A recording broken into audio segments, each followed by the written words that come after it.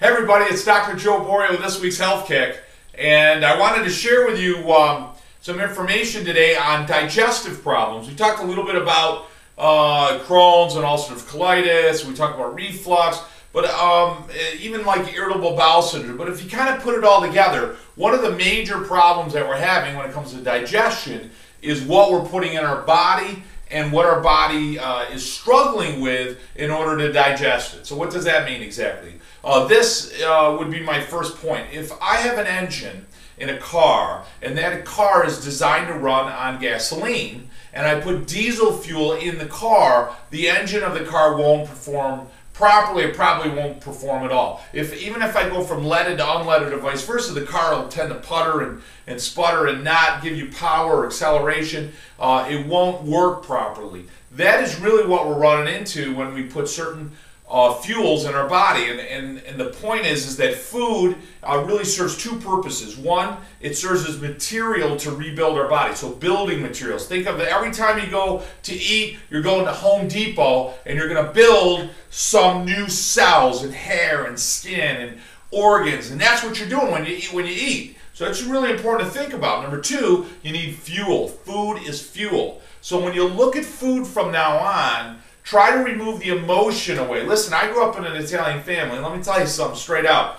I don't care what it was the time to eat. You know, if I had a bad day at school, my mom would say, Joey, did you have a bad day at school? Here, sit down, let's give you something to eat. Are you cold? Here, sit down and have something to eat. Boy, you look a little flushed, eat. Somebody died, eat. Somebody got married, eat. Celebration, eat. Mourning, eat. I mean, no matter what it was a reason to eat. And that creates this emotional connection within us. So when we look at certain foods, we talk about comfort foods and so forth, there's an emotional connection to the food. And that's good in a sense, right? It brings back memories, it makes you feel good, and hence the term comfort food. The bad news is a lot of those foods on a regular basis, not to say you never can have it, but on a regular basis, they're really not good building materials, right? And they're really not a good source of fuel. So the best way to look at it is this. Before we had modern industrialized man, right, what did we have around to eat? Okay, so before we could really cook things and process them and store them and so forth, how would we eat? Well, what would we eat? We would eat freshly killed meat. We would eat freshly killed fish, right? We would eat what? We would eat berries and nuts and grains, and we would live off the land. It's called the paleo diet, if you will, the innate diet, foods that were actually designed. So the more you can eat foods in their natural state, the much better off you are in providing two things, a great source of energy and a great source of building material. The further along you go and the further you put food in your body that's processed, you're putting in sluggish fuel, diesel and a gas, so you're not going to have the performance. And secondly, you're not going to have really good building material. So how do we know that? Well, geez, our skin starts to break down, our hair starts to break down, start to have organ failure. But one of the first things we'll notice, is going to be digestive trouble. You're wondering how I was going to tie all that in, right? So what happens is when we start to put bad stuff inside us, we start to have digestive problems. So most people, for years, will have digestive trouble before they ever have any type of sickness or disease. We're going to burp, we're going to belch, we're going to have diarrhea, we're going to be constipated, we're going to be crampy, we're going to notice that we're really sensitive to certain foods. And then what do? We still eat those foods, and then we take certain drugs so we can still eat those foods. Listen, if you find you got to take a handful of drugs or a couple pills every day just to get through what you're putting in your body every day, why do we have symptoms, guys? Let's go back to some simple things, right? Nature gave you the symptoms to let you know something's wrong, right? So here you are, you're designing the human body like, geez, I want to let these people know something's wrong with their body. I'm going to give them symptoms. Well, let's think. If I'm going to have stomach trouble, digestive trouble, I'm going to give them symptoms in the digestive system. I mean, it just makes sense, doesn't it? But we're so foolish, and we're so inundated, and we're so stuck in this paradigm that we can do what we want, eat what we want, regardless of some simple common sense rules and laws, and then there's a pill for every ill. Listen, we are an industrialized nation in this country. We're one of the richest nations on planet Earth, right? And we're one of the sickest nations on the planet. We are arrogant and we snub our nose at simple common sense ideas. We snub our nose at the simple common sense sensibility to say, hey, look, this food I can put in me and this food I can't. And then again, anytime we start to get sick, we don't feel good, we start swallowing down a handful of pills. What do we need to do? What's different? Like I said, start looking at your meals as building material and good energy. And what do we want in the morning? We want really good energy in the morning. So we want, what do we want? We want fruits and vegetables, more so fruits in the morning, right? More vegetable in the afternoon, a lot of vegetable at the end of the day. Morning, we want to have more energy. End of the day, we want to do more repair to the body. So come afternoon and dinner, we want to put what in our body?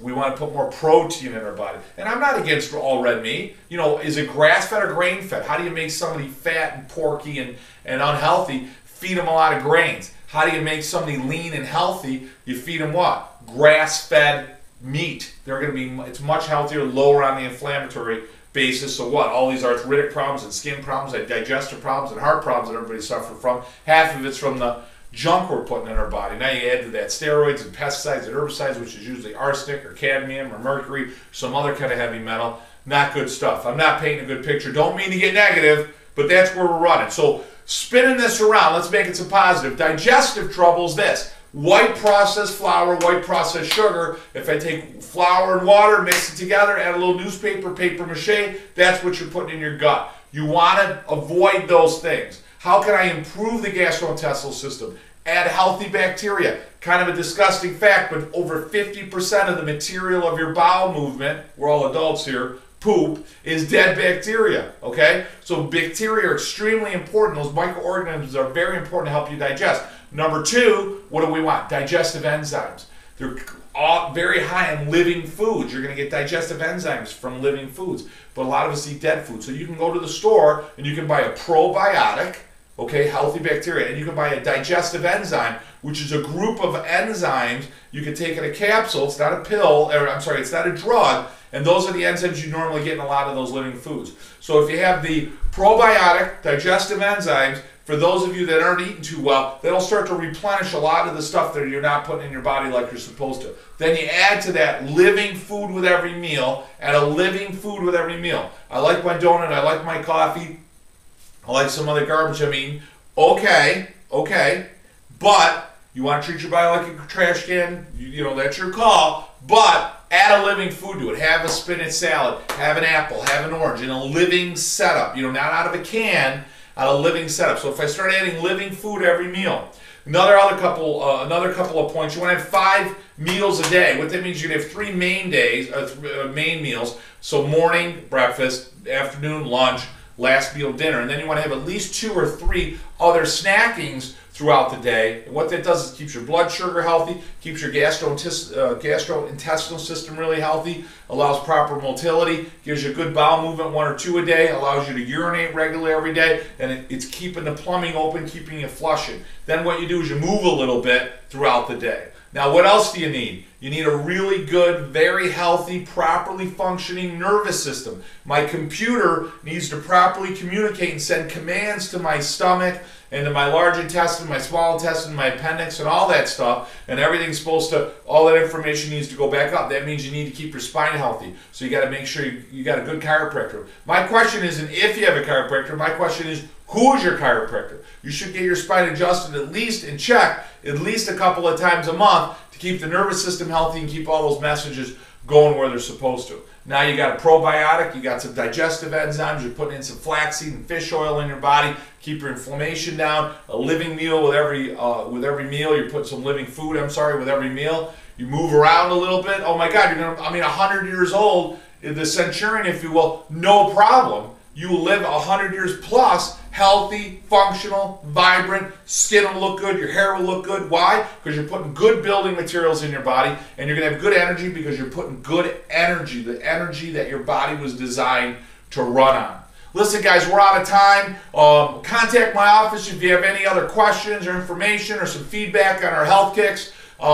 Emails listed right there down for you. For any family members or people that have been watching us, we certainly want to grow our practice for well families. We want to have the healthiest families on planet Earth right here in Cicero, New York. So for those of you that are active patients or are looking for a health doctor, by all means give our office a call. Be a member of our practice. We'd love to have you. And remember, guys, in closing, you, your mother, your father, your grandfather, your aunt, your uncle, everybody you know needs to be under regular chiropractic care. Keep the messages flowing. Have a great week, you guys. I look forward to talking to you next week.